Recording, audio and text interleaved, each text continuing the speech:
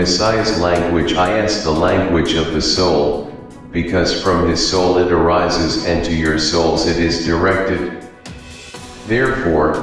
they must open themselves to his tender calls, if they truly feel and hear his voice, which with such insistence and such love calls you toward the path of light and life. Rise up, my friends, to the heights of the feeling with which I seek to illuminate your spirits, and honor me with your trust and openness, so that you may establish a close alliance with the one who, destined since the ages, has been your guide and your Messiah.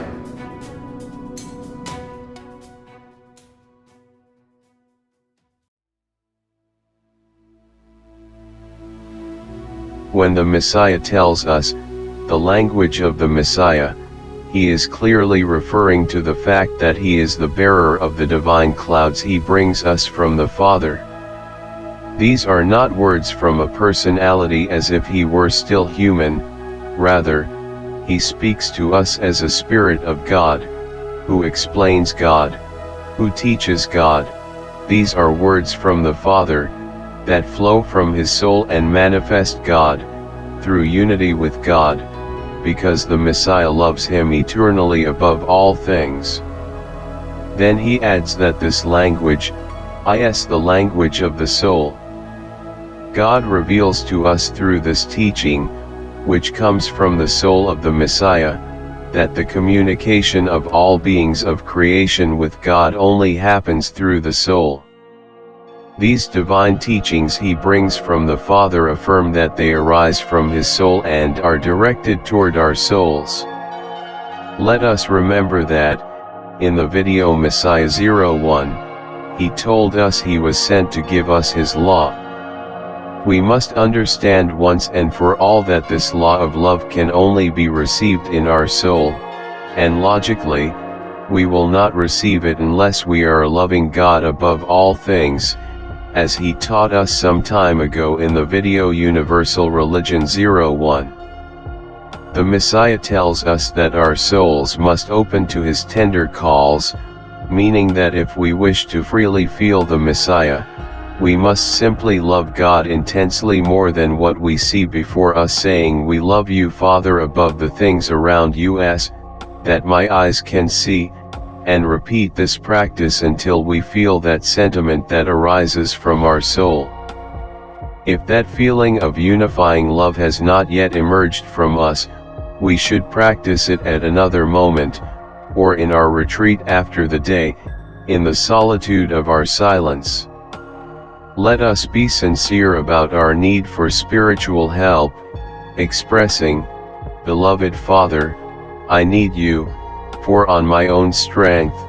I cannot, help me." Immediately, we will receive the spiritual breeze upon our heads and feel security in things.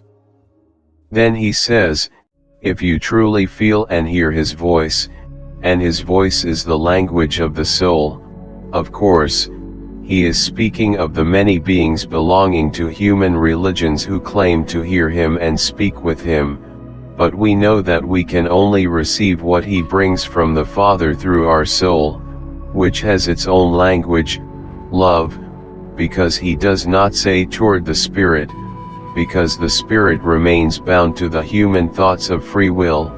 dominated by their material responsibilities. Thus, love does not come from the Spirit, only from the soul, because it is the place that God chose to communicate with his children all over the planet Earth, our heart, because it is the place where the greatest divine energy of his essence resides, our soul, as he teaches us in the video Universal Religion 04, with the teachings from his encounter with the woman of Samaria. But let us pay attention when he says here, because he does not say listen, because hearing is done with the human ear, and if we use our ear to listen, it is to understand the meaning of what we hear. This requires focusing our attention to interpret what we are hearing. And by saying feel and hear, it means that if we feel with the soul, We must pay attention to the feeling that comes from the soul to understand the wisdom we will receive from the Messiah through it. All the absolute love he can direct to us, as the Spirit of God, will never be apart from us, because we are God's creations. He must love us with all the feeling of brothers we are to him, and he dreams that we feel him, that we hear his voice, telling us that he does it with such insistence and such love, and that this insistence will continue for as long as necessary, because that is his spiritual mission for all humanity. Due to the spiritual equality he teaches us, he cannot leave anyone out of the Father's love, and that is to lead us to the path of happiness for our spirits. We will live the human life and walk the path of truth, like the Messiah, illuminated toward the light and life. Then the light becomes more intense in us as we receive from his soul the clear indication of "Rise up, my friends, to the heights of the feeling with which I seek to illuminate your spirits, and honor me with your trust and openness, so that you may establish a close alliance with the one who, destined since the ages, has been your guide and your Messiah." The Messiah explains to us concretely how to reach the path of our happiness. This is why he advises us to rise up, which means to practice more of this love, to increase the feeling of our soul, above our material vibrations, until we reach a height where the Messiah seeks to illuminate our spirits. And when he says "my friends," he is addressing those who have not known him before, and they will now learn more about him, now that he returns as the Spirit of God, teaching that the life of the spiritual being continues after leaving his work instrument, the body, nailed to the cross.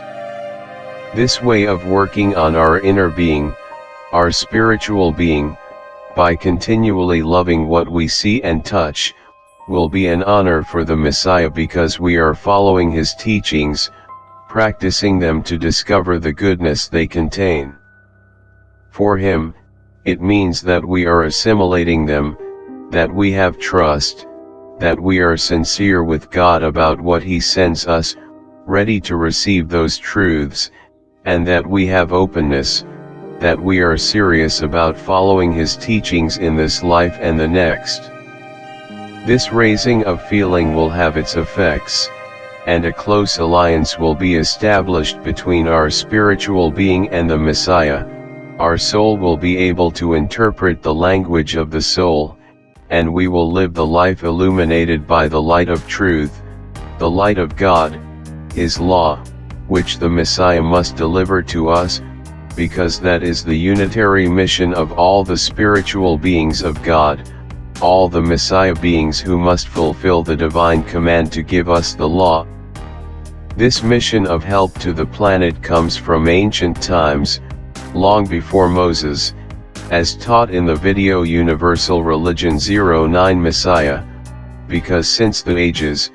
this Spirit of God, born in the body of the man called Jesus, was destined to be our guide, to lead us in the development of our spiritual perfection, responsible for teaching us God's religion, love, equality, brotherhood, his law, the Messiah who represents cosmic brotherhood, of all the superior spiritual beings, the Messiahs, who bring the divine clouds received from our Father.